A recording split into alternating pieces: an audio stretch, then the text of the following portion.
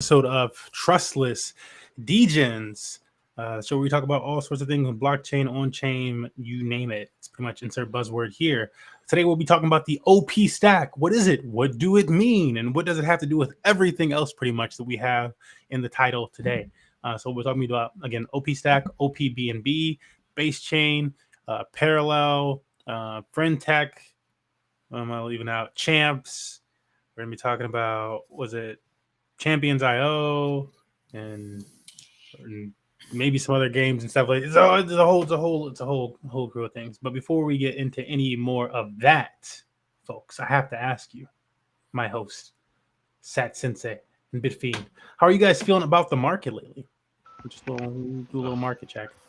It's not doing a whole lot. I mean, I thought I was bullish, but I guess I'm going sideways for a while. He said, I thought I was bullish, but nah. I'm definitely feeling like fear and depression and, feeling the FUD. Feel in the FUD. This is how the market's looking today. It's just these guys have been beaten down with the market ugly stick, because look at this. It's all green today, but you can hear the depression. You can hear the depression. Bitcoin up 1.5% today. Matic up 1.2%. FXS sleeper up 9.6%. What's this thing in the last week?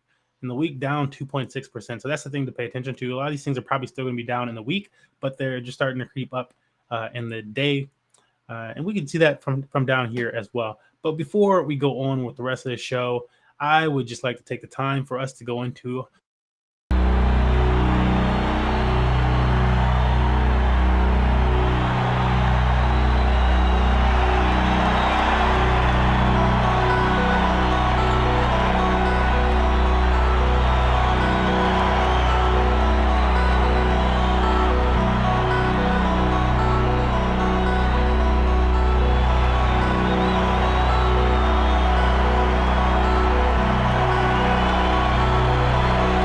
you must have needed a reminder. You know what I'm saying? We got to say, bullish minds. There's so much to be, if the bubbles didn't refresh, folks, it's, the market can go down for so long.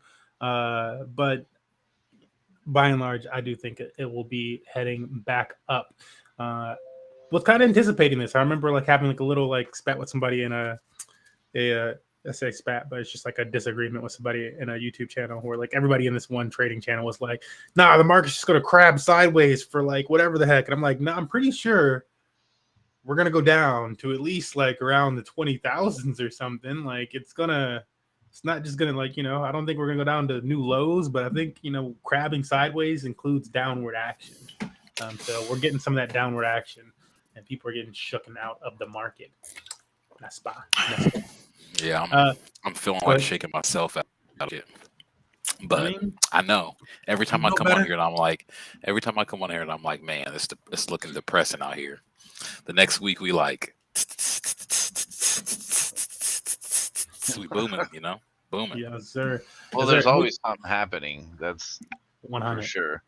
There's 100, except for synth. Except for synth. We'll get to synth. Then you talking kind of degen for the folks. Speaking of synth, though, we'll start diving into our topics for the day. Again, we're going to be starting off with talking about the OP stack, and so I'm going to be. It's going to be some heavy reading to start too. I'm going to actually bring up some documentation for you guys, and we'll go straight from the horse's mouth and explaining some of this stuff. I think that'll be most helpful. But before we do that, does it either our other host here, you guys have any knowledge on the OP stack and what that is? Just in brief. Cool if not. I know it's some CZ witchcraft. That's all I got to say.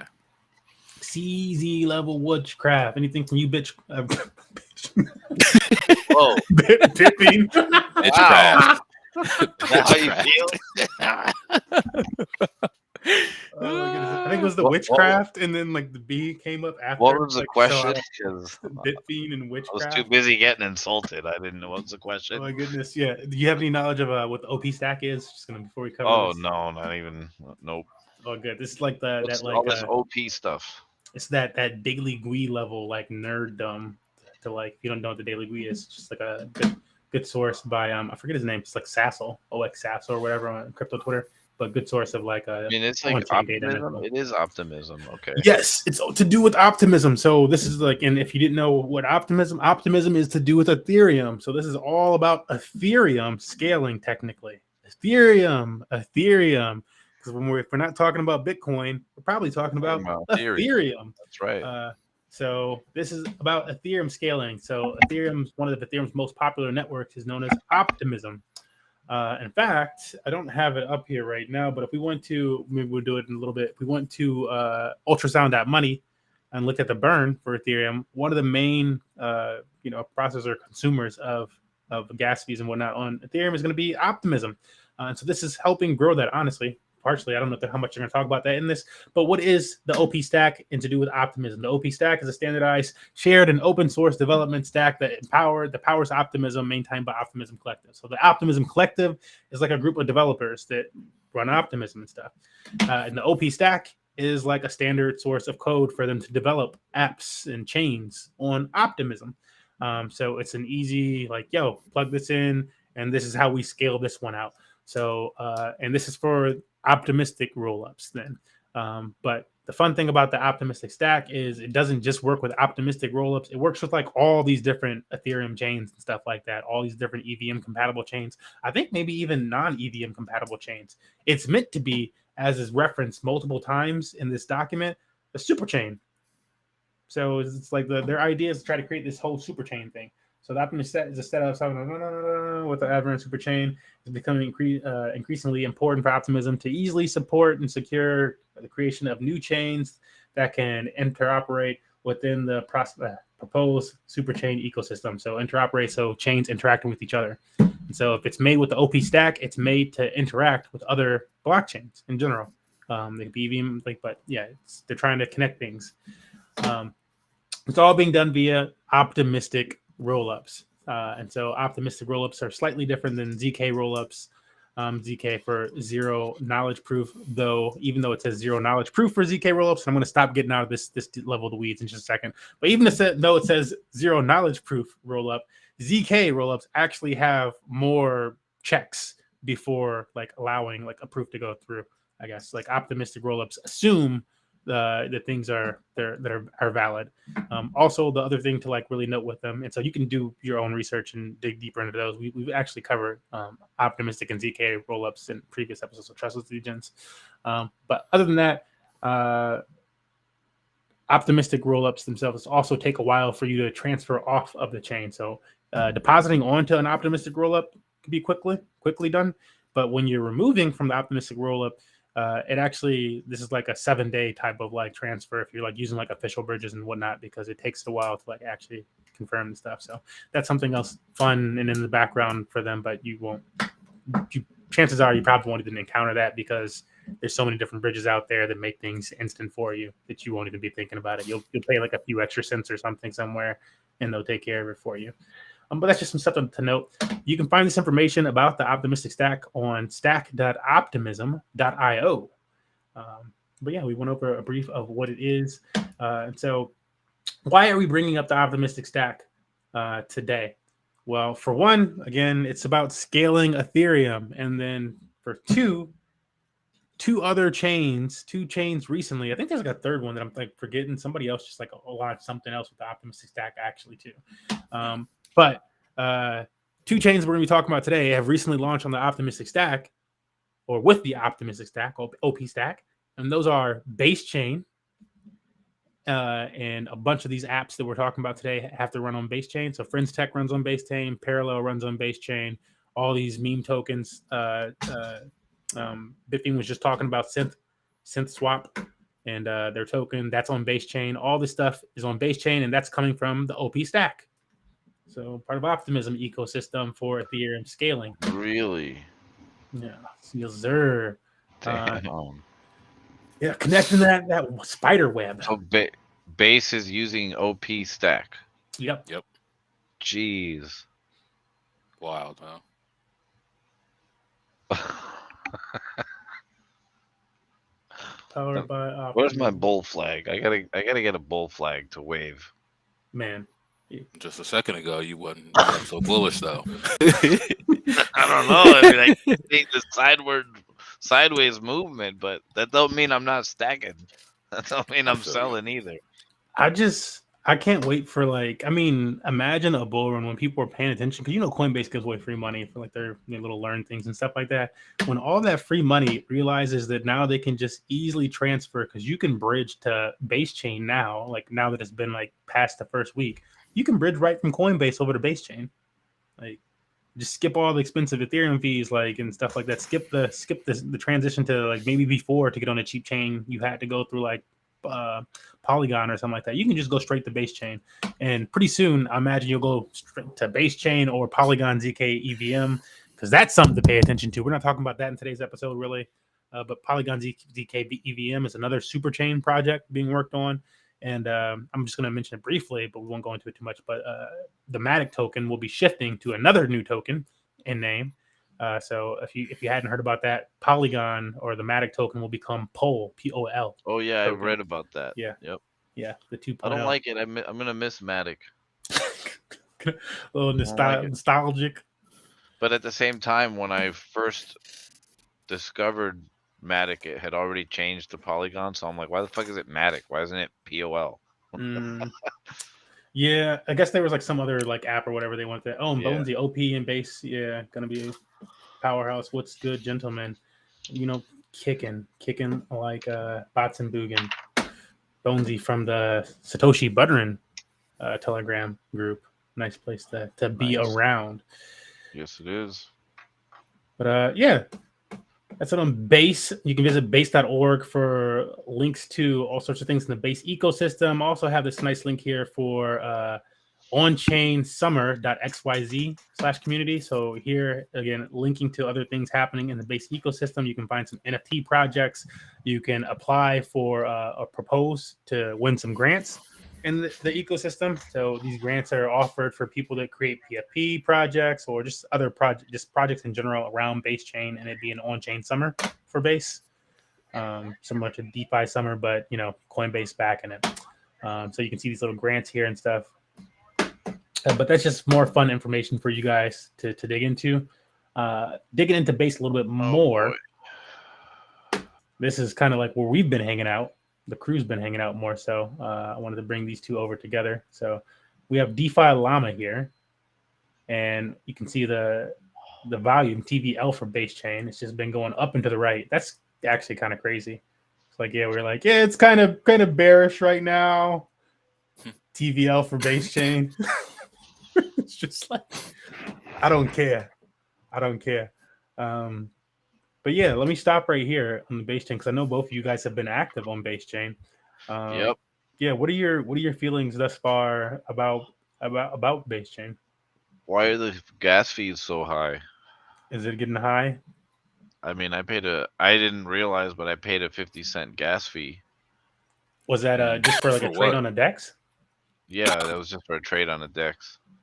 Man, I'll let Satoshi speak, but I want to say one thing that I've noticed about Base chain, like a tip to make sure that you spend less, because I interact with a lot of smart contracts and stuff, doing like DeFi and NFT apps or whatever, and it's I've noticed that I consistently have to change in my MetaMask. I'm using MetaMask. I'm not a Rabby wallet. I know I should probably switch, but I consistently have to switch it from site suggested gas fee to market gas fee. And it drops the gas fee will drop from 50 cents or 25 cents or whatever to 0 cents. What? It'll be actually it's it just won't even show. That's Coinbase trying to rip me off, isn't it? It'll be how much, and I'm really? So I've had this experience where I've been trying to buy shit on Base a couple times, and it just I try to manually adjust. There's tax, and sometimes won't let me go through. And then Smurf sent this token, bro. I almost quit that day, bro. I almost fucking quit. Smurf sent this token to my group, and I was like, all right, if Smurf's in, I'm in. I'm trying to buy, and it's just nah. It's trying shit don't work. Trying to buy don't work. and then it went like 35x, and I was like, me. It hurt. I was so mad. But I have been getting pretty decent on base chain, not gonna lie. So, and I haven't gotten wrecked already. Yeah. You said you haven't gotten wrecked or have? I made some gains, but then when the rocket swap stuff happened, it just kind of, luckily I booked my profits, but I had some moon bags done me pretty well, but then rocket swap happened where they what happened left with rockets? They left their keys on the server and drained the liquidity they drained like the liquidity pools of rocket swap, and that just caused any token that was doing staking or anything just kind of didn't do well, and then people stopped using rocket swap, so people were scared, and of course so they started selling the tokens that run rocket swap, which is what I should have did, but I was just like, nah, we chilling. Like it's not this project's fault that rocket swap fucked up, but the token I was in crashed, and then they migrated to sushi swap, but at that point it was kind of like the fix is in at that point. So hopefully that token can recover, because I do think it's a legit project. But that's what's been going on so far. That's the second DEX that's kind of had some faulty stuff going on with them. The first one was Leet Swap, and then nobody should have ever trusted Leet Swap. I don't understand. Like somebody was on Twitter or X the other day talking about, base chain's main DEX already got rugged, and I'm like, Leet Swap? Like, stop. Okay, let's time out. You should never call Leet Swap the main DEX of any blockchain. What the hell is Leet Swap? Exactly. It was the main DEX though. I'm sorry. Like it was. I don't know if you could call it the main DEX. I don't know if you call it the main DEX. It was first, but like the main DEX, like on the main DEX. Yeah. When the did main DEX launch? It's like brand new. Like what is bro? It? Exactly. It was like it was like the first like 3 days, bro. It was like the first 3 days. It wasn't even. It was like what Coinbase was like. It was like DGen Coinbase. I don't know what the fuck, but for some reason they allowed the chain to be open, but before it was really open, like before Coinbase was like it's open, some motherfuckers got on there and started playing around, and Leet Swap popped up, and like I don't know. I seriously think that either Sam Bankman-Fried or his shadow puppets or whatever were on there rugging people on Leet Swap, and I think that's whatever happened with that bald token. That was like SBF fucking shadow puppets, and it was just like not good for base at all. So I was almost like, I'm not fucking with it. But I was like, fuck it. Everyone's on there, so let's see what happens. Look, this is what I'll say about Leet. Look, Leet Swap has been on 4 different chains before base chain. We got to see Leet Swap, and I don't even know if they're like including all the chains here. Honestly, I feel like I've seen it on some other, like, I swear it's not Polygon, ZK, EVM, and Linea that I'm thinking about. There's like, maybe it's on Pulse Chain too and something else. But Leet Swap is on a few different blockchains. It has not been successful. It's like always like when you look at it on like other blockchains, like similar to like, who else is not very successful typically? Velocimeter. So like, I'm like, we'll see where they go. But like in Leet Swap is like that much worse. It's like typically you look at it on other blockchains, the token is like a fraction of a cent or something like that for a DEX token. It's not doing well. Liquidity is all dried up and stuff. And like when you see that like time after time again, it's like they're doing something wrong. It's like following that one farm that's just like, we're just going to keep doing Ponzi-nomics and we'll never learn anything that's happening better with real yield. And like, why? So like, I was not surprised. I was surprised that people were really like, yeah, I'm fine with using Leet Swap and stuff. I'm like, I'm gonna wait for a second, learn some of these other dexes. And the moment there was other dexes, then we saw like that, Leet Swap had the issue. I'm like, yeah, imagine I don't know. It just never seemed like that was a thing. But base swap, I believe, is like and I believe it's mentioned is like actually like by like the Coinbase team. Base swap. Yeah, so it's like it's the main DEX over there actually, 54 million TVL. I'm pretty sure on their website it says it's by like the Coinbase team. We can look at this. The native lending DEX and base chain by base team for base people. Nah, but they're just saying based, not base. Did I just click on the wrong one too? I don't know. I'm pretty sure that's accurate though. But yeah, as always, do your own research. What I wanted to say about these other DEX is before we get out of here is that currently base chain is in the midst of what we like to call the DEX wars. And so you have a DEX wars on pretty much any chain, especially new chains when they launch. And that's just to see who makes it to the top, who rises to the top. So what's typically going to rise to the top? Trusted apps, Beefy on 22 chains, obviously going to rise to the top. SushiSwap going to rise to the top. Uniswap going to rise to the top, right? But then within all these new chains, we're going to see outliers or some new performers and new projects appear, similar to how we saw on Arbitrum. We got Camelot DEX, right? And now that's like a top DEX on Arbitrum. There's on Binance Smart Chain, we got PancakeSwap, top DEX on Binance Smart Chain. Like there's always a chance for this new DEX to pop in there. There typically is, like base swap, right? There's typically this new chance for this DEX, and so maybe stop underestimating the token. I don't know, guys. Just saying these things happen on every single chain.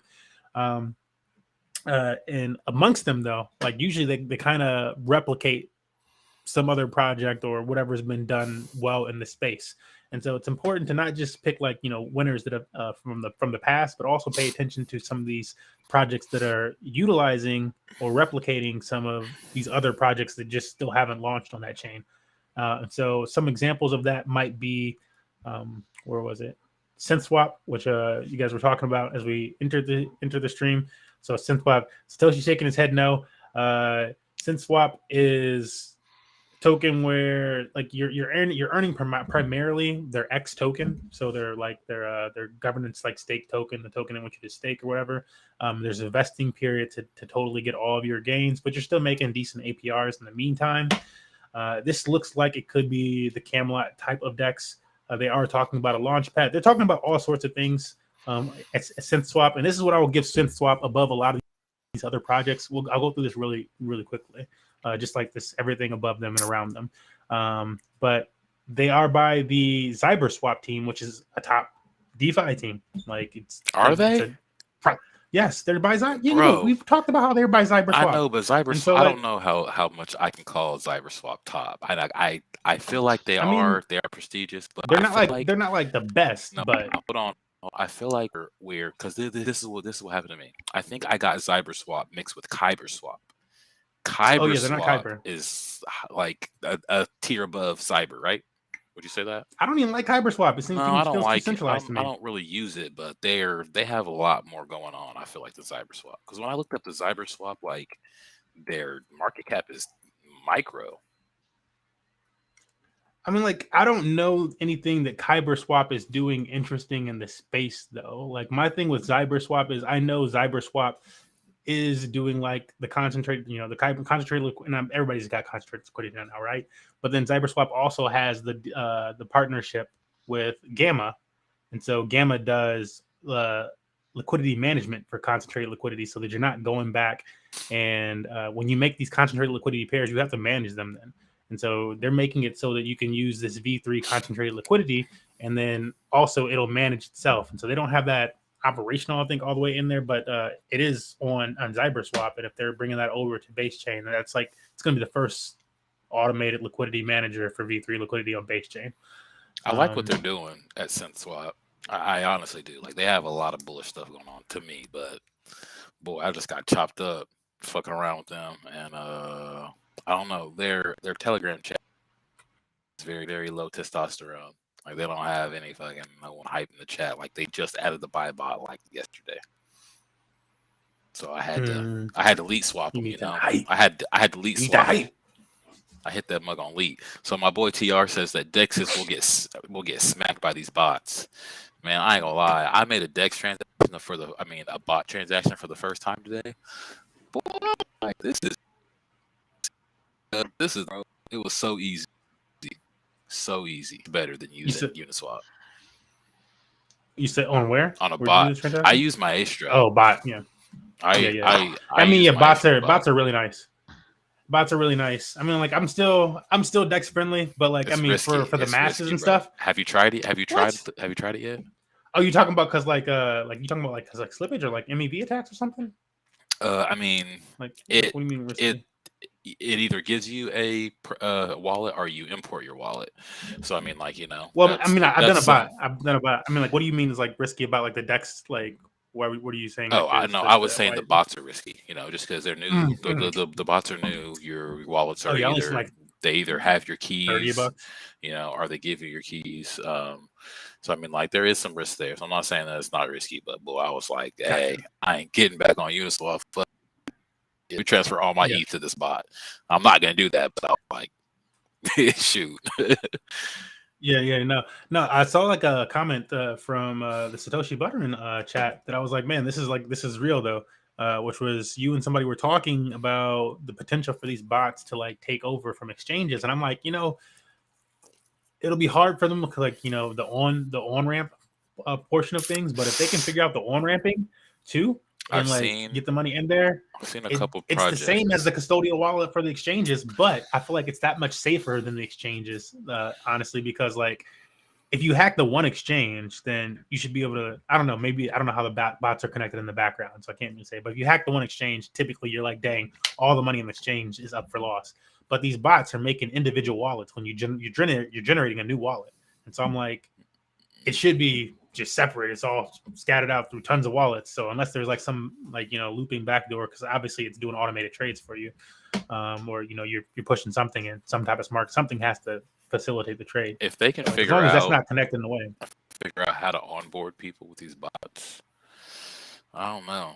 Like the very first thing I got into crypto was a bot, and I guess it was about as simple as the bots we have now. I didn't have a custodial wallet or anything. I just sent wallet to the bot. These bots, they give you private keys so you can import them, which I think is a step above what I was doing early, 4 years ago. But now I had to move my tokens from an exchange to this bot, so that was a thing. But I feel like what? Why would you do that? Why would I do what? Move your tokens from exchange to the bot? To a bot? I moved. Yeah. So what I was doing was I had some Litecoin, and I got into this project that was a scam called iCenter Lite, and you sent your Litecoins there, and you mined like 5% every day, and so it worked for about 2 months, and I had probably double the Litecoin that I had. So I took my initial Litecoins out. I was like, yeah, let me move this out, and then it rugged. Like after that, like probably a week or so after that, it rugged. So that sucked. But I didn't know what I was doing back then. I was like trying to make some money, bro. I'm trying to make some Litecoins over here myself. So you say that again, Biffy? I've been in a few rugs myself, but I never actually lost cryptos. I only lost money that like US dollars that I gave them. Okay. Yeah. So like I remember there was this one that was called Bit Billions, and I would buy a lot of people were in on that, and they you didn't lose your money. I mean, well, you would buy a founder position of their establishment, whatever you want to call it, and then they would take your money and buy Bitcoin with it and tell you that that's what they were doing with it. And it was like a whole MLM, it was ridiculous. I only lost $150. That's okay. Nah, homie, nah. I was like, I was like, that's some beginner stuff. Like old boy that we were talking to in that one Discord, Satoshi, where he's like, I have people buy my Bitcoin for me. It's like, nah, you can just learn. My thing is, I feel like you have to get kind of beat up a little bit. Gotta get rugged a little bit to learn how not to get rugged. Kinda, Yeah, I mean, you got to throw money in the fire. 2015, 2000, not even. That was like in 2013. So that was shit. I learned. Been in for a long time. It was a long time. I mean, like, look, I'm pretty sure, like, I got pretty degen on base chain, and I'm pretty sure I bought those 2 tokens early, like day one or whatever Satoshi. I was like, I'm not even gonna sell these ones. I'm not gonna attempt to sell them. after buying, because I'm like, I'm not going to open myself up to a smart contract. So that's like $10 or whatever. But then that one call that I got, the 110x, made up for those ones, and so made that money back. But it's definitely a case of if you're early, you get these opportunities and whatnot.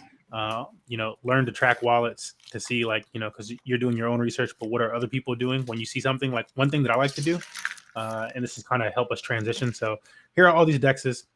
So let's say that I found Beso, and this is actually what I did, right? So I found Beso fairly early. And what is Beso? You can click on it here on DeFi Llama. Sometimes you'll find things before that though, but it says first fully community owned and decentralized VE33 DEX on Base. So if you've heard of Solidly or Solid Lizard or Velocimeter or all these different Curve Finance, honestly, it's a 3-3 DEX. So that's what those are. And so it's like one of those, but it's on, and it says right here, forked from Solidly on Base Chain. So I'm like, all right, we'll find that. And so what you want to do is you'll find one of these tokens. It's like an actual successful token, right? This is a decent project that might do well. And so I'll find the token around that project. So Beso then, right? And I'll go over to something like Dex Screener. And what I'll do is, just for example, I'll click on this just for an example. It's probably gonna be wrong because it says Friend.Tech and it's probably not the right token, right? But I'll click on this, and then I would scroll down this list here of market makers, and I'm not going to look for people that are buying, because if they're buying right now in the charts, especially if the chart's looking like this and they're buying, then they're late. That's not who I'm looking for. I'm looking for the person that's selling right now as the chart's going on fire. Right. And so, yeah, because that's the person they're so early that they're like, screw it, I just made 10x or 5x. I got to take something off the board. It's like if everybody's buying and somebody's selling, it's like they must have been here early. So find that person that's selling, go see their wallet, and then look at their ERC20 transactions and find out what other transactions they were doing. And could be wrong, could be right. Same thing. I do the same thing. Yeah, and you can take them. You can take it a step farther. You can copy that address. I also watch D-Bank. I also watch for the people that are buying. I watch for the big buys. Like I'm scrolling, if everything's between $100 and $3,000, I'm looking for that $20,000 buy or more. And I saw that with Sheeb actually today. I'm just like, what? Someone just bought $20,000 worth of Shiba Inu. What the fuck? They got money to lose. Yeah. So this is a good example of what we're looking for. Again, I said this wouldn't be a good example as far as a project to use or a token to use. Why? Because I'm pretty sure this is a scam one. Because of the name of the token, and if we look at this, it's going to say it's not open source, right? When you look at this on Dex Screener, you want to come here and first see if they give you a security panel. If the token's so early, sometimes they won't give you the security panel. So maybe you have to do this research on your own manually. Go see if the smart contract is at least open source. If it's not open source, steer clear. But this is the best indicator. If it's not open, then this is a honeypot. This is straight up send me your money, and if you so happen to try to sell the token, maybe I get access to your tokens. But yeah, that's what this is. And that much more clarified from when we look at one of these wallets, we take it through D-Bank and stuff like that. It's only interacting with one token. Got $10 over here on this entire chain. Who's doing this? What? Nah, it's a scam. But you got to do that level of research. So I just wanted to show that and go through that whole process there with you for Base Chain and for looking at some of these things. But yeah, good to hear some of our other hosts also do this stuff. So, yeah, this is the way to go. And again, we're on Dex Screener right now. You can just click Base Chain and you can look at all the tokens on Base Chain. This is not all the tokens, but a lot of the tokens on Base Chain. Yeah, it's also a great place to find those dexes because they'll have dexes here before they make it to DeFi Llama often. And if you're really on chain about it, you can find before they even list it as a dex, you can find it just here as a token if you're paying attention. So it's just trying to be that much earlier than people. But I'll leave that segment of the Base Chain and bridge you to the other part of the OP stack. Because we gotta keep moving. The other part of the OP stack, and we'll be really quick about this one, is opBNB. So I know Bitfiend had some questions about opBNB earlier. Maybe audience does, maybe Satoshi does. I'll keep it brief. I just want to know when the airdrop is. That's my only question. the airdrop. Yeah. So this is the thing about the airdrop for opBNB. It's only $50,000. Boom. It's only $50,000. $50,000. It's not like a real per person. Yeah. Nope. Just in general, that's not a real airdrop for opBNB. Why is that? Why is there no real airdrop from opBNB? Well, similar to CZ how. broke. All right. So similar to how Base Chain is not having an airdrop, right? Because Base Chain is an L2 or like scaling Ethereum. Yeah, and it's using ETH. So there's no real reason for them to like airdrop and like They if don't it's not even going to have be a used up as a token though, token. right? Airdrop me some Yeah, ETH. they don't need because they don't need one. Airdrop ETH. Airdrop yeah. SDC. Give me some ETH. They got some fucking ETH. They got Just plenty give of that. just give you money. Just give you the money. I mean, typically these airdrops, right? Just For give me anybody money. who's listening, typically airdrops are done like in some token that doesn't current like the project built a use case for. So the Arbitrum airdrop, right? They can give you this token because then the value is like governance for Arbitrum, and that's really the only like value of the token to like make these governance decisions and stuff like that. But yeah, no real airdrop for opBNB. And what is opBNB? Just to cut straight through to it, it's BNB's first layer 2. So that's like just like straight up simple as it can be. Yeah, an optimized layer 2 solution that delivers a low fees and higher throughput to unlock the full potential of BNB chain. So as BNB chain gets more and more expensive, it needs to be able to scale too, just like Ethereum needs to be able to scale. A lot of people often forget because it's EVM compatible and it works just like the Ethereum blockchain does. BNB is its own layer 1 blockchain. So the same way that Ethereum needs to scale, and we're talking about the OP stack being able to scale Ethereum, the OP stack, again, like we also mentioned before, that it can interact with all sorts of different blockchains, not just Ethereum and EVM, but all sorts of different blockchains. So it can also, if you build with OP stack, interact with another L1 entirely, the Binance Smart Chain. So there's that. And so, yeah, OP stack is also what they're using for opBNB. And so, like, why is this needed?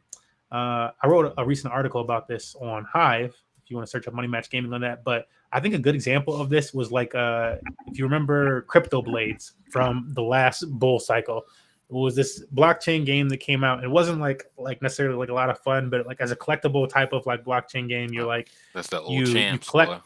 That's the old Champz. Yeah, you need an NFT to play it, right? And then you play you basically spin the dice, right? And like you either beat this opponent monster thing or you don't. And you can spin so many times a day. Every time you spin, you hopefully make some cryptocurrency for doing so. And so like let's say you got 10 spins a day and you're earning 0.01, whatever crypto for each time that you spin. Then, times 10, you got 0.1 of that cryptocurrency. Let's say it was BNB, earn 0.1 BNB that day. That's good, right? But it's not in BNB. It's it's going to be in whatever their token is. So like I forget what Crypto Blade token was, but you're earning their token, Blade. Let's say it is. So you're earning that Blade token, but every time that you spin, since it's a blockchain game, you have to pay gas fees, and so that's fine and dandy when it's a bear market and everything is really cheap, 4 cents, 0 cents, 1 cent, whatever the heck. But as the price of BNB continued to climb during the last bull market, all of a sudden these transaction fees went from being 5 cents to 10 cents to 20 cents to 30 cents to 60 cents. At that point, the cost to roll in the game Crypto Blades was costing people money that they were not going to recoup from winning, even if they won their roll. And so that officially just killed the game. Like before anything else was going to kill it, like, it being not fun or the token dying or whatever the heck, the token didn't even need to die. The token was doing fine the way they were running it and stuff like that. The chain killed all the momentum because it wasn't able to scale. And the same thing happened on Ethereum with a whole bunch of different projects, whether it was games or DeFi projects. Same thing was happening on Ethereum. It needed to be able to scale. So you got Base Chain and like Arbitrum and Optimism for Ethereum and Binance Smart Chain to fix this for them. Because again, Crypto Blades is on Binance Smart Chain, but now they have their first L2 solution so that this time around that won't happen. This time when Binance goes from being its current like $300 or so to $600, so 2 times the increase in fees. Or let's say Binance did what Ethereum did, right? Ethereum was like $200 or something like that at the beginning of the last bull run, went up to $900, then over 1,000. Like like if Binance does that right now, it becomes like $1 plus per transaction, and all the little guys and people trying to make games on Binance are just priced out. It ruins the entire game economy. So Binance like sorely need something like this. It does. yeah, So this it's is good layer timing 2 for them. Binance, but is it? You said is it running on Optimism? Yep, on OP Stack. So the OP Stack is just again like a. So what Yeah. the hell? OP Stack can do that? Oh my god! Yep. Interoperability, bro. Yes, Interoperability. That's what I'm talking about. Yeah, All so these EVM chains, all compatible. these chains can talk to each other now. Like basically, like it's crazy. Yeah. Between like what they're doing with the OP Stack and with Polygon ZK. I mean, I think for ZK, I think Polygon is like the most impressive right now for me. That's something to say because like obviously a lot of money's on Arbitrum, but I think what Polygon is going for with their super chain is more impressive than Arbitrum in my personal opinion. But there's that, and then let's be real, Polygon has all the business deals, guys. Polygon ZK EVM, but they got Disney backing them, fam. Who? Oh yeah, Polygon. I know. Polygon's they got all these big businesses actually backing them. So I'm like, it's just like not only that. I'm pretty sure I know. Right now. I'm pretty sure I know someone that got picked up by Disney because of the work they're doing on the blockchain on Polygon. So that's wild. I don't want to I don't know for sure, so I don't want to say, but I'm pretty sure. But either way, Disney's on Polygon. I've been bullish on Matic since then, but that's you mentioned the whole layer 2 thing. We're gonna need a layer 3 eventually because Polygon isn't gonna sustain at $1,000 per Polygon, but I think it's gonna happen.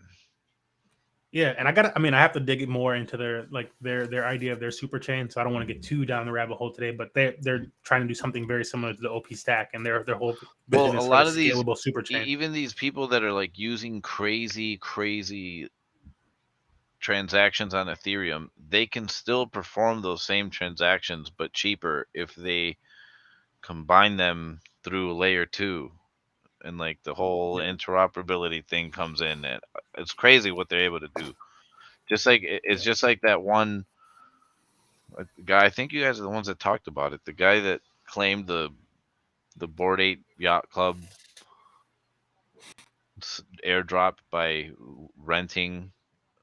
He rented one of the apes and claimed the unclaimed coins and then returned it and paid it all back all in the same transaction. Which is ridiculous. Witchcraft. Yeah, serious witchcraft. All right.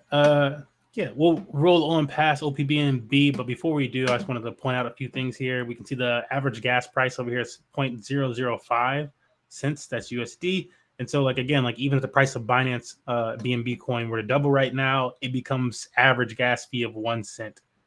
If it goes up 4x, it's 2 cents. It takes a lot for it to become anywhere near the current price for gas of L1 on BNB. So this makes it really it's really good for games and any other type of dApps and stuff like that. And I was listening to, maybe it was Bankless or something, and they were talking about I was looking at the ECC, and they were talking about all these L1s and stuff like that are getting all the credit, and the tokens and stuff like that are getting all the credit. That's what we're all talking about. But really, we should be talking about the dApps building on these chains, but we're just not there yet in the space. But changes like this, when we're making it more scalable, will allow us to start having that focus on some of these dApps, and we're about to get into some of those dApps in just a moment. But moving off of this, the Explorer for this is mainnet.opbnbscan.com. You can see some of those daily transactions. Here we can see the TVL that's been bridged over. So most of this came immediately, and it's not a whole bunch, right? So and that's because I imagine a lot of people that are paying attention to this are more degen. You're the type of person that you're willing to jump in early to a project, but you're not going to do it for no reason. And when I say that, that's because if we go back over here to Dex Screener, and they have opBNB on the side here.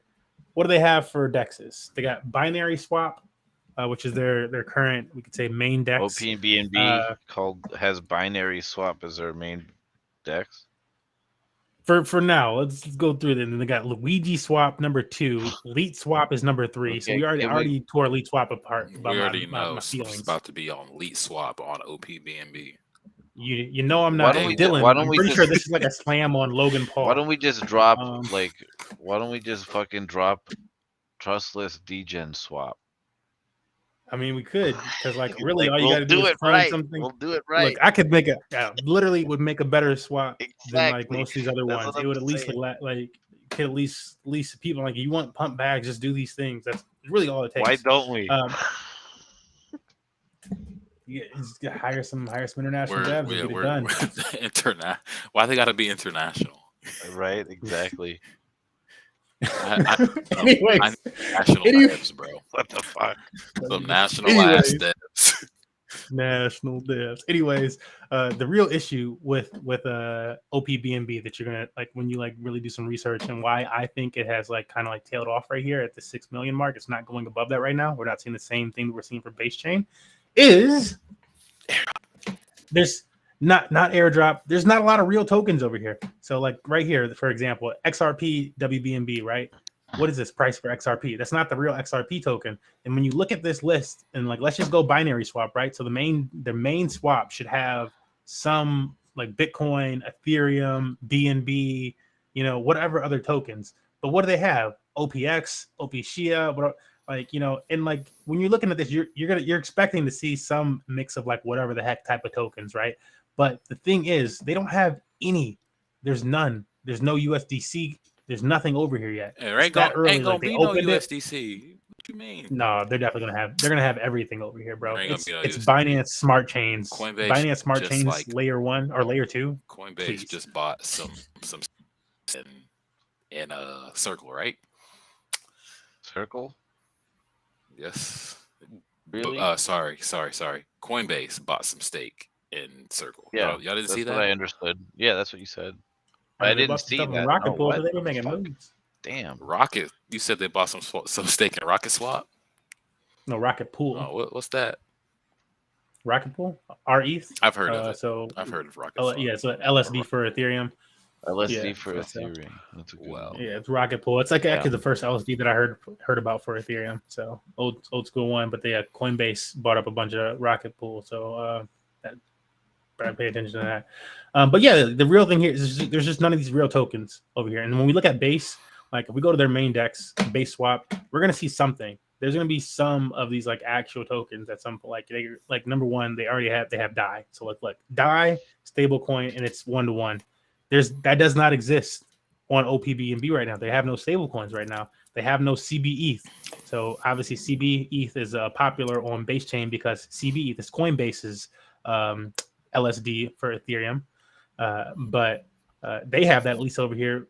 Binance Smart Chain has their own LSD for BNB. They have their own LSD. They have Anchor BNB, and they have their own LSD for ETH and stuff like that. But none of that stuff is on opBNB yet.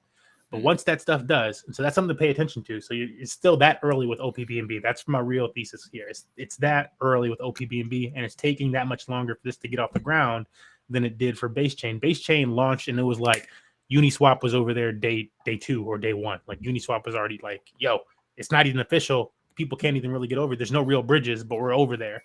Everybody's over there like within the first week. opBNB's like on week 2 or something like that, and this is what it looks like. It's that early. That's because people think that CZ about to get liquidated. Yeah, right. Bro, they are really tripping. This thing. They are tripping, bro. They really. You guys know that CZ is about to get liquidated, bro. He about to sell all your bitcoins before he gets liquidated. Trust. If I was him, boy, you guys, nobody knows how many wallets these guys have. No, I have many wallets. I have too many wallets to even fucking keep track of these days. Maybe forgetting about wallets. Oh, that's right. I got $20. It's like finding money in your pocket. I know. I'm like, oh shit, I forgot about these cryptos. How long have they been dead? Oh, I forget about all kinds of shit all the time. That's got to be the best feeling in the world when you just find. How long have they been there? Oh my god. They load one time, pop open a new DEX. Oh, one time I bought this on Tron chain and forgot about it for like 3 months and came back and it was like up 4x because I was like, you bet. You know what I did? I sold that shit. Sell. You know what I'm about to just because you mentioned it, you shouldn't have mentioned Tron. So I got to put some Tron news in. I wasn't going to do this today. I was not going to do this, but Satoshi's mentioned Tron, and so I got to for the Troners. I fucked up, man. You did. And now all I can you think of know- is you. Now all I can think of is you whispering into the microphone about how you gotta have some Chinese stocks. Gotta have that. Yo, Play both sides. But yeah, look at this. Curve Finance is headed to Tron and BTC networks. of course. So Why- BTC is like a layer 0 for all the different blockchains. Tron also owns Curve interoperable. now. What you expect, bro? Yeah. Tron bought owned a big. Oh, they did. Yeah. They? When Curve had that exploit, Tron bought a big bag, and so when you have a big bag of Curve, then you can make votes. Curve is decentralizing. Oh my All this stuff God, goes through I love proposals it. and stuff. I love it. And so whenever Curve is going to a new blockchain, they have to vote on it. And so now Tron has a big enough bag to vote and say, "Yo, put Curve on Tron, put Curve on BTC." God damn, he's been taking over everything. How much fucking money does he have? What the fuck? So the funny thing is, Smurf, in How did my we even fucking get Telegram high? channel, they call me the Tron guy. Like I'm the fucking Tron guy over there. Like everyone makes jokes about how I'm Rex Satoshi and I'm that way because of Tron. You know, they're like, no wonder you're Rex Satoshi. I'm like, God damn it, you guys are right. I can't even. You make me want to buy Tron right the fuck now. Why? I mean, look, why? This is the thing. I'm not. Listen, this is the thing. I'm not. Come on, bro. Deflationary. It's like a stable coin. I mean, look at Tron is just not doing. This is the thing. If you like Solana, I don't. Tron is I like don't. Solana. I don't. You don't. I prefer Tron. At the same time, I'm like, how much can I fade Solana though? It's like a certain level of like you can continue to fade it, but it's probably going to do well. And I think the same thing can be said for Tron. I'm like, you can fade it, but it's probably going to do well. All things said across the market, I'm pretty sure it's probably not even having that bad of a time. I hope it's Tron 7 does well. cents. I really, it's really still want like Tron it's been to do so well. stable. I really do. How the fuck? My problem. No, that's what I want to know. Look, I'm pretty sure I bought Tron at like 12 cents or something.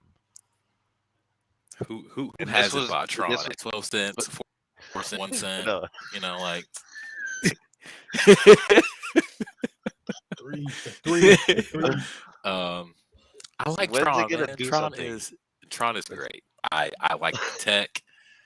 I like the casinos over there. What I don't like is I pay how like 24 Tron for a transaction fee. The fuck? that's a lot. Yeah. This is the thing about that. See, I like that you're saying that because this is the thing about Tron.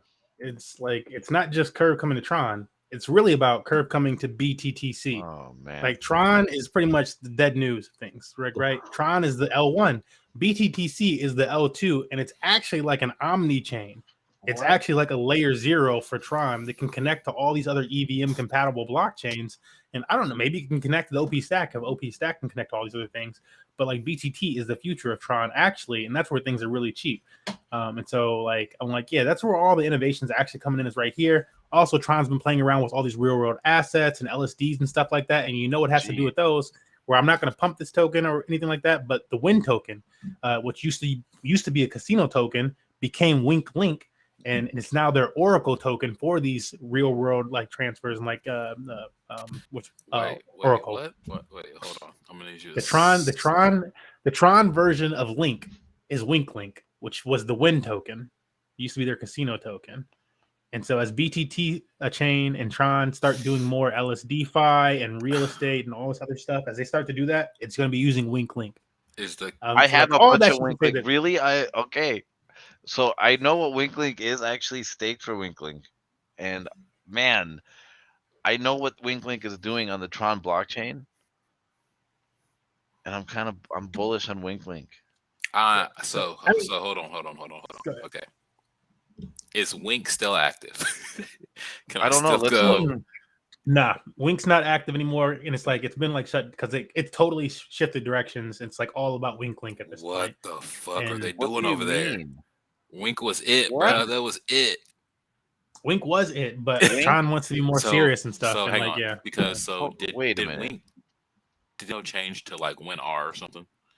It just slowly died. I think Win R, it looks just like it, right? So I think that like maybe came out as like a new project, and because like Win R is gonna get its own blockchain and stuff and whatever the heck. What the fuck? But like Wink totally went away, and like they slowly sunsetted it over like a year. And yeah, it's going, but like, they made it pretty clear around the time too. What's Like, the yeah, it's going to be used for this 24-hour Oracle. volume on Wink Link? I don't know. I don't think $29 million. Yeah, I'm like, I still think it's like early for both of these, for BTT and Wink Link and Tron. But like, you just look like at what pointing it them hit, out as look like at the price it hit during the bull run, though.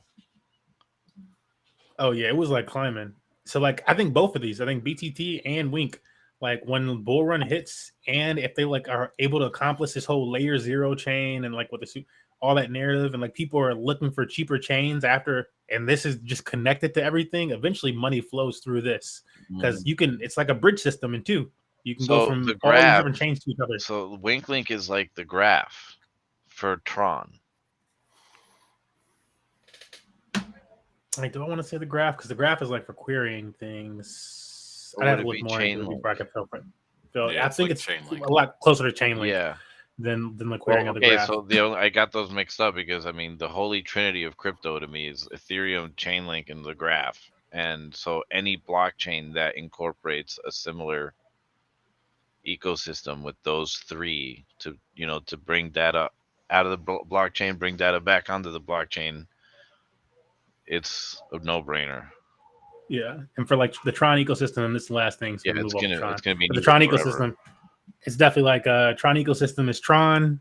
If you're curious, Tron, BTT, for it being this whole layer 0 type of thing, and it's connected to the file sharing, so it's like the file coin of Tron, as well as this whole middle layer token that connects it to all these other blockchains. That's how Tron connects to all these other blockchains, through the BTT token, and then Wink Link, it's Oracle token. So Tron, BTT, and then Wink Link or the Tron ecosystem, and then there's all the other tokens and stuff. But I think those are going to be the real players come next thing. But moving forward, so we don't spend too much time because we got to be wrapping this thing up soon. I got to remember what I'm stacking now. Satoshi pointed this out. We want to move into a fun section here. We're going to cover some of these DApps specific to the OP stack recently, and then one that's not, or actually two that aren't. So we'll go to those in just a second. But here we are on a CoinGecko page, which Satoshi pointed out to us recently that CoinGecko now has a Friend.Tech page. So when you go to categories on CoinGecko, you can open that up, scroll down, and find Friend.Tech. I wish they categorize this a little bit better. Maybe you can make it go alphabetical or something. But I don't like searching this. You can change it kind of like we do on kind of like we do on DeFi Llama, where you can you can bring like the lowest market cap onto the top. That's the way I usually go. Yeah, that's the way that I thought that I pretty low market cap. So it's pretty, if you toggle it to where it's searching from the smallest market cap to the highest, and it's usually at the top. Gotcha. And so these are different Friend.Tech names, it seems. These are different accounts. The Fubar account, I guess, the Sisyphus, because I recognize 3 of these accounts as influencers in this space. I don't know Icebergy, Mark. I recognize Sisyphus, Fubar, and then Adam Cochran. Icebergy is definitely slept on, I'm going to tell you right now. But see, these prices are off. Like, there's no way this is the price on Tech. Maybe this is like the price on maybe Velocimeter, because I heard that some of these guys, CoinGecko ain't never been right. I swear to God, I heard some of these guys have actually fractionalized their Friend.Tech keys. They're not shares anymore; they're keys. Which no one liked that change, but I think that I like Friend.Tech just because it's fucking different, and it's fucking like it's just different. And like that's a good point for us to have the website up here. It's really just Friend.Tech. But Satoshi and to access Friend.Tech, it's a very simple process. You go to Friend.Tech on your mobile device. It's just sketchy as hell. What you mean simple? Via your browser. So via your browser tag, it'll ask you to download the app. And then it'll ask you the sketchy part to me, which is to connect your Twitter account it's all sketchy. To it. So that's the really sketchy part. And then the second sketchy part is that it wants you to send cryptocurrency, at least $20 worth of Ethereum on base chain or L1 to a wallet. I ain't gonna lie, Friend.Tech goes against just about everything we know as cryptocurrency people. Like you don't do any of this shit that we did to get on this site. So it's to me it's risky. It's kind of like the bot thing. Like it's risky. Am I gonna mess with it? Yes, because everyone else is doing it. Like, and I think this is what I said about it. I said because I'm like writing an article about it right now, and I'm calling it the creator economy on steroids. Where I'm like, we could take a straight up blockchain angle from it, but I think really where Friend.Tech is going to take off or implode is from the creator economy side of things. So if they're able to, I'll give you $20 if you call it the grifter economy. Oh my Lord! Maybe in a follow up blog piece. But yeah, let me turn the mic over to Satoshi. Then, could you give us like a brief? We're talking about it right now, but can you give us a brief on like what is Friend.Tech exactly? Friend.Tech is a way for you to monetize access to your kind of your Twitter account, kind of like you link it through Twitter right now, and what it allows you to do is allows you to buy. At first they were called shares, now they're called keys. You basically buy a token of a certain Twitter account right now. I feel like in the future it will move to other like other social medias. I hear a lot of OnlyFans people are jumping on, and it's starting to catch on with like FaZe. Some of the FaZe people, FaZe people are kind of crypto people too, if you ask me. But people are starting to catch on and see that it's a way for you to monetize and token gate access to yourself, basically. So, I signed up, did all the sketchy shit, signed up on there. You have to buy your own keys first, and then other people can buy your keys. And so what that looks like is you send some Ethereum to a wallet that it gives you, and you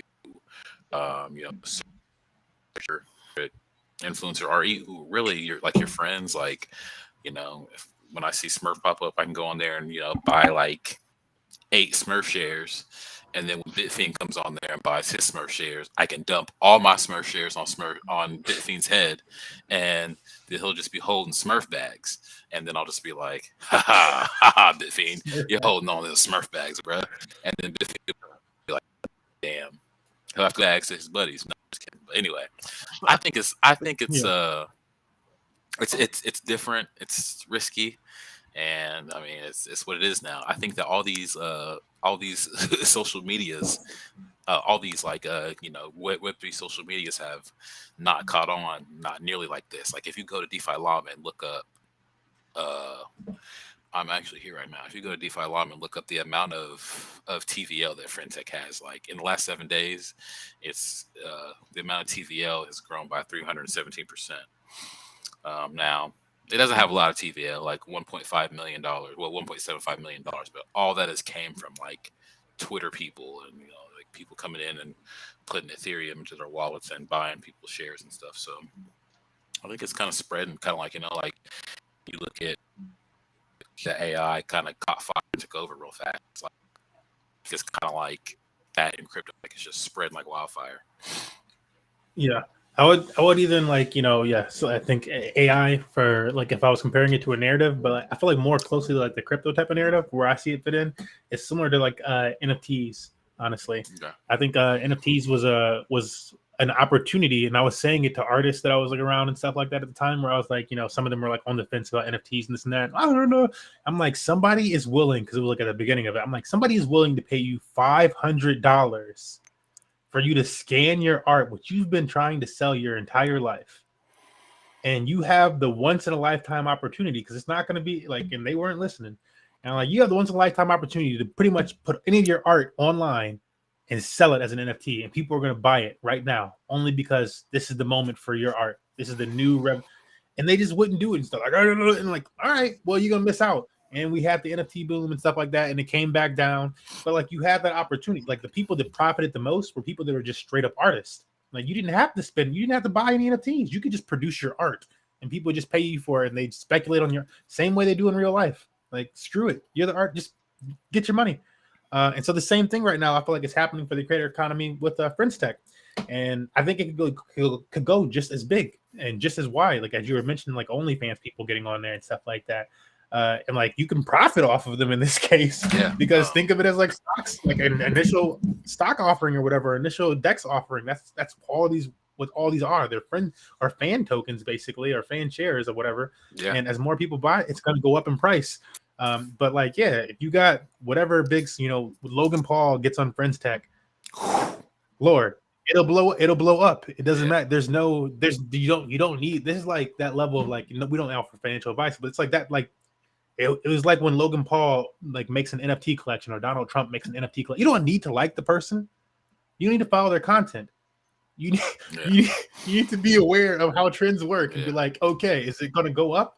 Like, you knew when Donald Trump launched the NFT collection, it was going to blow up. Yeah. You knew, like, you were going to be able to buy it day one and day two or whatever. You were going to be able to sell it for like 10x or something like that. You knew it. And so the same thing is going to happen here, whether or not they survive or not, or whether the project, when these new celebrities and stuff like that, the more people that get on this app, it's going to be the same as them launching their first NFT project. And people want to check it out. And that's going to happen all over again with Friend.Tech, as long as Friend.Tech stays alive. So that's what I see for it. I'm like, yeah, we have every single level of celebrity and entertainment and stuff like that to transfer over here, and you make money off of them. It's crazy. It's crazy. And it's just starting. Week one. All the anger and all the FUD that's come to Friend.Tech is just like people are coping. So I get reasonable criticisms, like having to download the app that's not on the Play Store, like having to go download an app that's not like verified, having to put Ethereum, being potentially getting doxxed because you put your you sent Ethereum to a wallet, or them tracking your but it's just like we're out here using all these apps and all these dApps and stuff. Like, there's no way that you guys are completely like walled off. It's just like eventually you're either going to use Friend.Tech or you're going to wish you got in earlier. That's what I think. Yeah, and I believe it's like part of with Friend.Tech, just to give like some more background on it. So we explained that it's like having like shares or creator tokens issued by this creator. Basically, you're like buying like stock, or you could say like of this content creator, or fan tokens of this content creator. And I believe it's like when somebody purchases these Friend shares, a portion of it goes to buying up the token, and a portion of it goes to the platform. So the platform is, I'm just mentioning this because the platform is then revenue generating. The platform, for every sale of tokens or of keys, as they're calling them now, stocks, whatever you want to compare them to, for every sale of keys, the platform is making money for every single one of these sales. And so it's generating this money. And so, like, yeah, it can easily snowball, especially as more and more celebrities come on. People want to use them. I was seeing things about like NFL and NBA players taking notice of it and wanting to, jump on there. Those are going to make money. And like for smart people, I'm gonna share like a little like what I was thinking about it, like because like I like sports and stuff too. And I'm like, man, college athletes can make money now and stuff like that. That means you can make money like if you were in high school, honestly, like now, like the doors, like it's open to you in a way that it wasn't before. Imagine like high school athletes and stuff like that creating like Friend.Tech shares and stuff like that. And offer, it's just the creator economy is expanding. It's a wild west that we're in, and a wild future. Any other comments on Friend.Tech before we roll out of there? Just that there are, we talked about how many apps they have. People are popping on like, bots or decks or their share. Basically, it's just like, the share. Some of the top people, like you showed the people on CoinGecko, like Iceberg or Syphilis or Foobar, their shares are like 1,000, like 1 ETH, 2 ETH on Friend.Tech. So that kind of prices some people out. But if they can fractionalize those shares, then you can buy fractions of share, maybe potentially a couple dollars or so. So I think that eventually there'll be more and more like apps and utilities built on top of Friend.Tech. And I think it's going to get interesting before it just, stalls out. Like it's just something to just adapt, something to do, So yeah, that's what I would say. Look at this. Within the first 7, they don't have a 7-day filter for you to go back to data. I'm just saying it's that early when we're like like with these celebrities to be hopping on, like I think Satoshi made a great point there, which is they're making software for you to be able to play the situation. Things like we used over here, Dune Analytics, to be able to find out more information about opBNB chain. Chico Crypto is a good source for Friend.Tech, where he mentioned like some software that can let you know when an X account or a Twitter account that you follow makes their friend share account. So you can like put in different celebrity names, and then it's the moment they make a friend share account, get a notification and go buy that, because it's probably like, again, Logan Pauls, the Michael Jordans, the Kim Kardashians. Don't guess. Don't second guess on me. I'm like, look, if I hear Kim Kardashian or any of them, whatever, I'm like, yo, $5 to turn it into 50. Why not? Because it's probably going to happen. Most likely going to happen. So that's just like where I'm seeing that happen. But yeah, the tools, don't be afraid to utilize these tools for Friend.Tech. Go out there and search for them. But yeah, with that, we'll move on to this next thing, which was a game in the Friend.Tech ecosystem. So I'll keep this pretty brief. But I've been enjoying this game in the Friend.Tech, the base chain ecosystem. So on the OP stack has given birth to Parallel. Actually, Parallel was existed before the OP stack. So it started off on the Ethereum side. They actually have their own token. We can look over here, and it's the token's called Prime. So Echelon Prime is the token. If you see Echelon Prime, that's the correct thing. Look, it's up 12% today. My goodness. So you can earn this token by playing the game. And the cool thing about Parallel is they're not just working on one thing. So we're going to be talking about the trading card game today, but they're also working on this AI generative game that it's like The Sims, but if you were just like, you did like very small commands, and then the AI just does builds out a world for you. It looks crazy. You can I don't have the clips for it right now. I shared them in our Discord though. So if you're looking at the crypto announcement section of our Discord, there are tons of videos and stuff like that of different games that I share in there, and I shared the clip in there. But it looks crazy. These things just run around the AI it's great.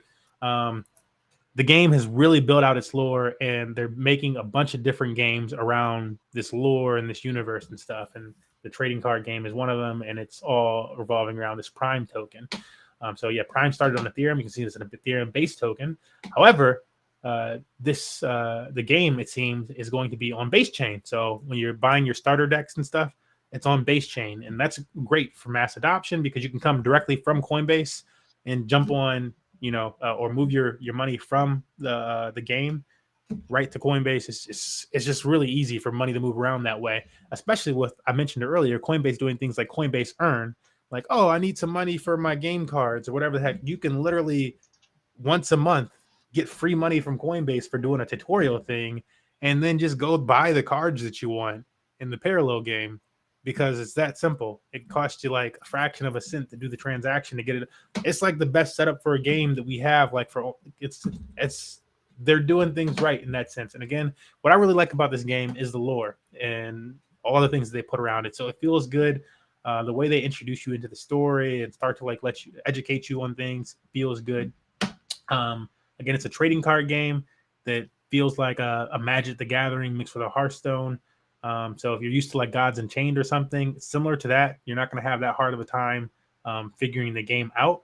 But it does play totally different. So different mechanics, different ways things work. It doesn't feel like you're playing the same old trading card game as something else you played before. It feels like something new, but it works and it feels immersive, and yeah, it just feels good. So I wanted to make sure we brought that up. There's a few ways. Currently, the game is in closed beta, and so there's a few ways to get access to the closed beta. All right. So one way is, and I asked somebody about it on Discord, and the guy had a smart aleck response of it says so on the website. How could you not? It says so right there. It's pretty clear. I cannot stand when you ask a question, someone be like, "Read the docs." I'm like, it's 7 a.m. in the morning, and I was like, bro, I was like, I said it was a noob question. I'm like, it's a noob question. Like, yo, how do I get access? Is there a free to play way to get access? And dude's like, you got to get the starter decks.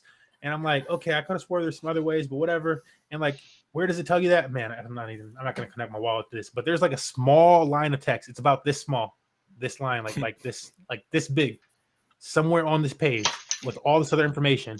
and it just says like, "Yo, get a starter deck to play the game." And I'm like, that one place on the website. That's the only place it says that on the website too. I've searched the entire website. It says it nowhere else except that one line. I was like, you know what? You're right, sir.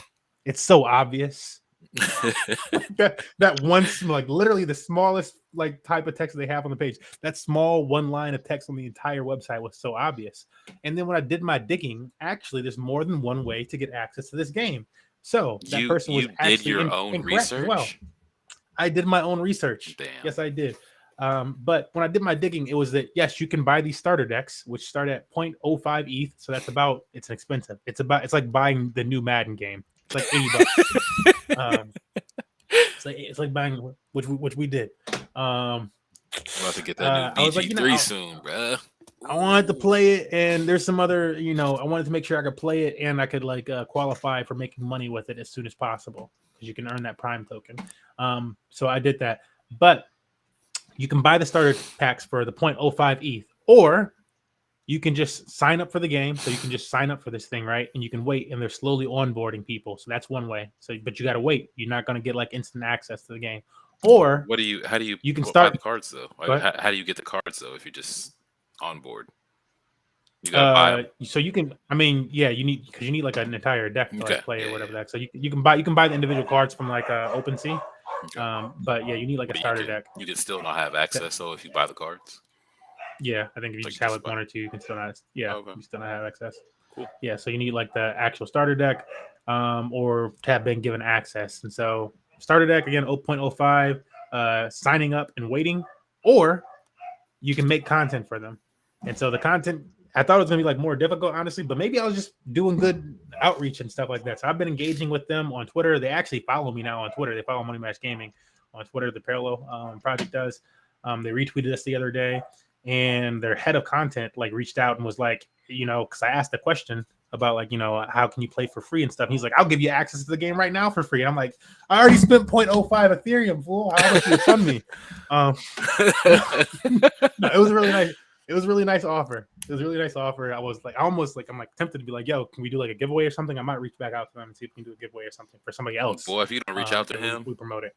Yeah. But yeah, I'm getting a lot of people, the community's active right now. But those are the three ways to get in there. So make content. And I would suggest if you're a content creator or you have a Twitter account, make some content and like reach out to them and then let them know. Be like vocal and be like, yo, like, I'm trying to do this. I see a lot of people. I see a lot of people making content about Parallel. It's wild, like it really is. And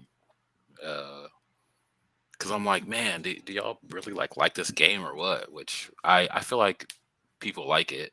It's a trading card game, or you're battling cards. But I'm like, man, there's a lot of just random people that talk about Parallel and like talk about the best thing out there. Yeah, I think part of it is because they want to get free access, but also I'm enjoying the game. Like, tell them we need some custom matches. Do I play that or Gods Unchained? Tell them we need some custom matches. So we can do some custom. Oh, you can. You can. I just found that out. Yes, you can. Bro, let's we need to have a Parallel tournament, bro. Straight up. Parallel. Oh, we're going to. We're definitely going to, because like I didn't know it was possible at first. Here, let me make my screen full screen real quick. Well, I'm about to go buy a card pack for sure. So they should be showing the game on screen. Let me know, right? So yeah, this is the home screen. And when you what is this? Have the game Parallel. So it's a base chain game. So you buy all the stuff is done like on base chain, similar to Friend.Tech. Web3 Yu-Gi-Oh, bro. Web3 Magic the Gathering out here. Yeah, exactly. So I mean, I think if you like trading card games, you're probably gonna like this one. But when you start off on this game, they make you go through a rookie mode, and the rookie mode only allows both players to use standardized decks. So you're using starter decks, and you have to win 5 games in each of the different races. So they have Augencore, Earthen, Cathari. I'm calling them races, but they might call them something else in the game. I haven't found it yet because I haven't written through all the docs. But you have to play through 5 games of each one of these and win to complete those. And when you do complete them, you get packs and new characters and legendary cards. So yeah, these things are going to be things that you can sell later. But again, the nice thing about the rookie mode is that everybody's playing with the starter decks, and so it's a great place to learn the game. And you can tell that your opponent doesn't really know much. You're like, okay, my opponent's also like a noob, and or an AI. But by and far, I got actual people, maybe the same person a few times more so than AI. What deck do but app? What's the what's that? The website is parallel. Here, let me go back to this other screen. Parallel.life. But yeah, sorry, what was that, Satoshi? I said, which deck did you meant? Oh yeah, I meant it the Earthen deck, because it seemed like it beats the Cathari, which seems like it's like a big issue for people. So I was like, let me try to be the counter with the winning, but it's not necessarily. People are feeling like Shroud is probably the meta, but I don't know. It's still building time in the game, but yeah, definitely play rookie. I mean, you have to play rookie mode to start and pass all these things. Once you beat each one of these for 5 games, then you'll get access to the quick play menu. Then that'll pop open. Nobody was really saying that in their videos, but I figured that must be the case. And from the quick play menu, you get ranked, unranked versus the AI, and then private matches. So easy to host a private match. As Satoshi was just saying, you just push host, and then it'll say join in private queue, and then it'll make this code pop up. So that's like if you were to type that in right there, or I could copy paste it to somebody, then you could play me in a match. But yeah, because of that, we can definitely do it, and I'm gonna try to host one pretty soon here. Actually, better get that practice in, because I need to get my deck going so I can practice. Yes, sir. Yeah, you get in there. I'm enjoying it. I wouldn't be playing it if I didn't enjoy it. It's a trading card game, so there's that. But that's something that my computer can handle. And again, I like to play Gods Unchained, and now this is taking my focus from, like, normally I'd be playing Gods Unchained. Now I'm playing Parallel. They'll probably both stay in my rotation. I like both games, but yeah, this is new. I'd suggest trying it out, checking it out. And it's on base chain, so it's like cheaper to buy, your pack. So yeah, it's just cheaper to move into it, because like Gods Unchained is cheap because it's on IMX, so it's like no fees and stuff like that. But you have to get there, and they're bridging. And to get there, you have to go through like Ethereum or somewhere else, and then like bridge over. And to bridge to base chain again from Coinbase to base, that's like nothing. You're gonna spend like 10 cents maybe to get there. So it's much better deal for you to get through. They're currently bridging their cards over to base too, right? The Ethereum ones, or yeah, like you can. I believe I saw something. There's tons of stuff happening. Like whatchamacallit, there's so much work that they've put into this game. They have like 3D replica, or augmented reality, different of these cards, and like the characters in the cards and stuff like that, and all sorts of crazy stuff. They're giving away like a 3D Gundam augmented reality thing for the ranked this week for the most wins in ranked. So you got the battle pass here. They got their own battle pass situation. That was the other thing that I was going to show here in the play. When you get this, you also get ranked. You get a leaderboard. So they got their own leaderboard with MMR and win streaks, so you can find out the best players. It'll take a second, but it'll load in there, show you everybody. Just like this and that. There's me. I haven't played any ranked games, so I got no rank. But yeah, they're doing all the right things. Normally, for Gods Unchained, this is not included in the game, right? This is done by third party, but they're including all this in the game. What's more, and this is like one of the last things I'll show. So you got the collection, that's where your cards are and stuff, make your decks and stuff. You got the store, which I think this is going to take you off site for purchasing things like Glint. Yeah, so you use Glint to get these packs and stuff. But Prime, I would like the breakdown for this. So the token, again, you're earning this token while you're gaming and stuff.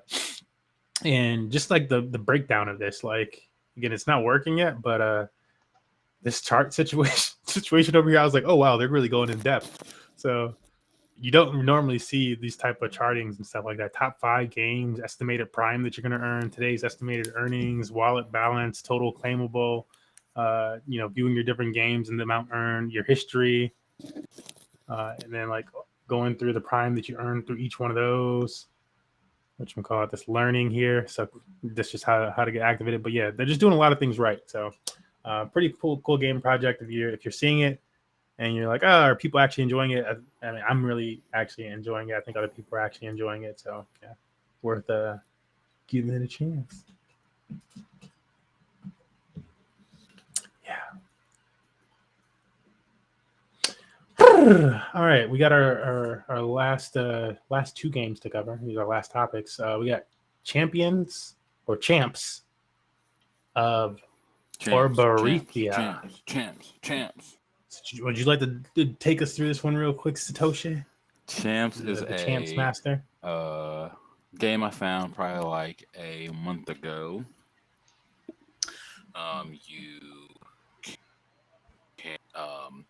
You have to. Well, they actually have a demo you can try out, before you mess around with it if you want. But essentially, you purchase some Champz tokens, and that allows you to roll some characters, and you can use those characters to fight. And Smurf, if you don't mind if I share my screen, I can just do a couple quick fights. Yeah, show us what's up. Let me see if I can do this. Let me see. Let's see.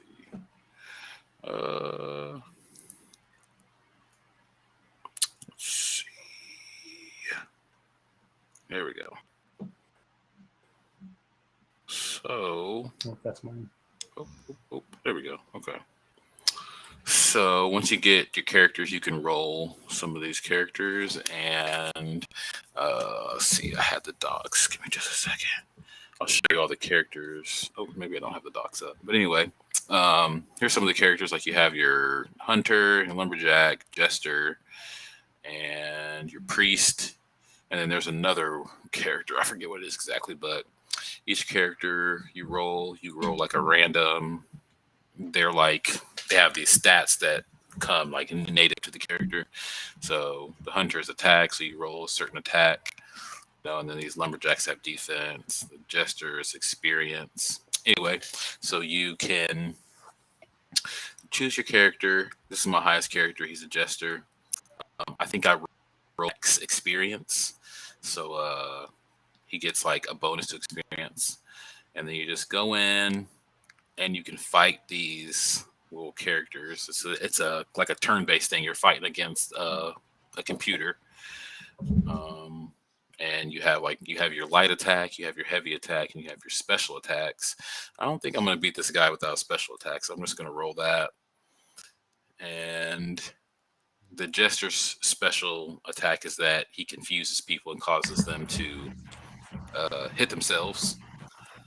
So you can either manually, choose your attacks and stuff, or you can go up here and it'll kind of just auto do it for you. Or you can just skip to the end of the battle. So it kind of saves a lot of time.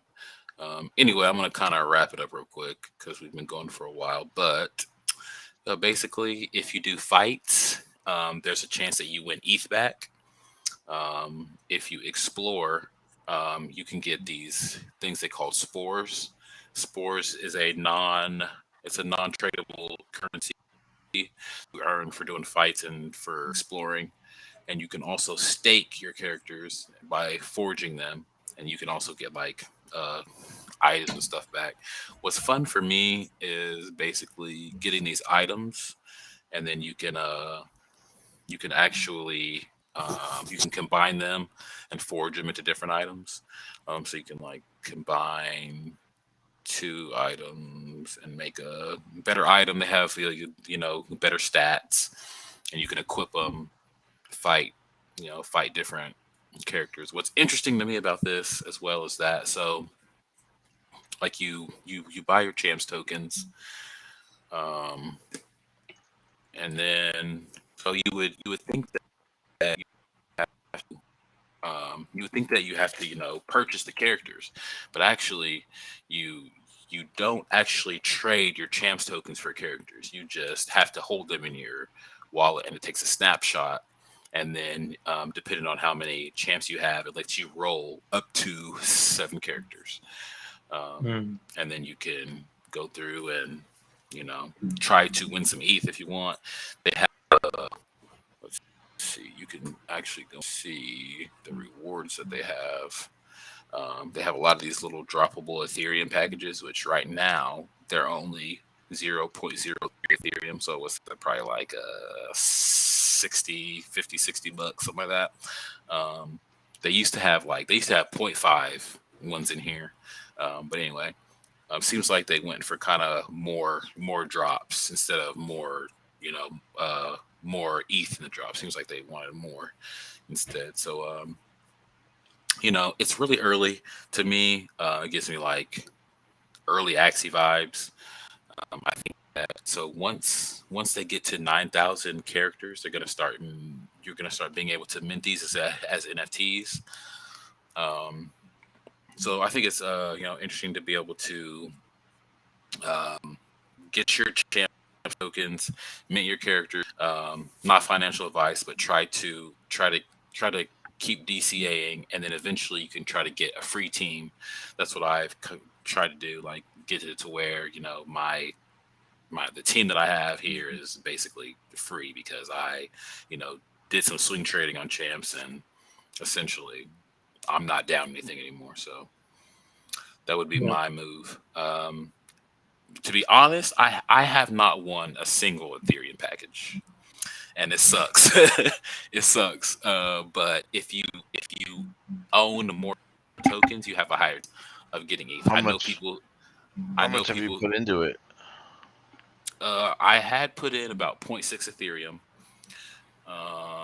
Now I'm up probably 0.1 Ethereum or so. So I still have my team. I still have about 500 Champz. So I'm probably if I was to sell all that, I'd be up probably 0.5 or 0.7. I'm probably almost the whole Ethereum kind of. But I'd be up about 0.5. Sorry. If I sold the rest, in profit, 0.5. If I sold the rest of what I have, but I kind of want to wait it out, see what happens. I just the vibes in the Telegram are pretty cool. Those guys in there, I feel like they really enjoy the game. I think it's fun to get these weapons. Like I like weapons and stuff. Like I've got some weapons. I've got some artists to make some weapons for me just because I think weapon art is cool. So it's fun to fuse your weapons and see if you can take down some of the evil cursed monsters. They got cursed rabbits, cursed foxes, all types of stuff. So I think that's basically what you need to know about Champz. All right. Well, thanks for displaying Champz for us. Another one of our blockchain games. So that pretty much concludes us for the day. I wanted to wrap this up with one more. I'm just going to show the game. We're not going to do a dive into it or anything like that because we pretty much run up on time today. But this is a game that just came out. It's been out for maybe an hour or so, maybe 2 hours at this point. This game is known as Champions Arena. So it's a gala game. It's a mobile gala game, so it's already on mobile to start for its launch, and it actually looks pretty dope. It does. I ain't gonna lie, it looks kind of sick. I haven't even. It's my first time seeing it. Yeah, I'm I was watching a turn-based game. I was watching Yellow Panther play it on their YouTube video, so you can look up Yellow Panther, the Web3 game war, as I call him, and he's showing a little bit more of the actual gameplay and stuff. But it looks great. It reminds me of if you're watching the first Harry Potter movie where they're playing chess and the pieces were moving and stuff like that. It looks like that type of action or cutscenes in between you choosing a move to make with your pieces. And so it looks really polished together as it's all happening. And there's different game modes that mix together. So you're moving around maps at different points, or actually in a market at different points, and then you're doing these battles. So I want to see how that all matches up with PvP.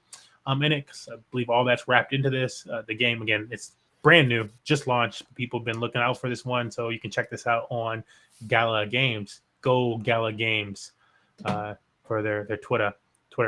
But yeah, just wanted to mention that there because that's brand new. So we'll probably be doing more of a dive into that next week. I'll be playing that, today, tomorrow. So yeah, sharing that as we close out today. So that's it for today's show.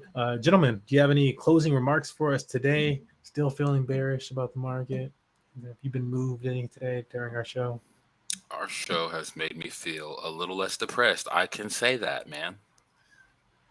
Now that I have let my depression feelings out with you guys, I feel like that's the bottom of my depression. Now I can now I can trend up. Pico bottom. Yeah. Nice. Anything from you, Biffine? I mean, I'm kind of just. I love playing on the blockchain, so I'm staying bullish as always. For As shizzle. always. As always, he says. But yeah, that's gonna close it up for us. Then I'll just conclude this. Or one last thing from me would just be check out the Money Match Gaming Twitter. We've been really doing our thing, and we're gonna be shifting a lot of this stuff over to other channels of ours too. But really been trying to do a nice job of curating a lot of this new gaming content. So you can see we're talking about this game. So there's Champions Arena we're talking about. We're talking about Parallel. So things on that, things you can win with Parallel, talking about Clips, this new streaming platform, or that's a new token for it, Xenon. But just a lot of things that are happening at Shrapnel, all these Web3 games, we're covering it daily for you guys, as well as things like Friend.Tech and Friend.Tech and different DeFi protocols and things happening. So if you're interested in what that new is, we're trying to keep you in the loop. Be sure to check it out. But that's it for us today. Thank you for joining us for another episode of Trustless Degens, episode 30 something. We're in the 30s. We might be in the 40s. We're probably closer to a year. There you go. So, there's a y'all. We out. At the fucking dip.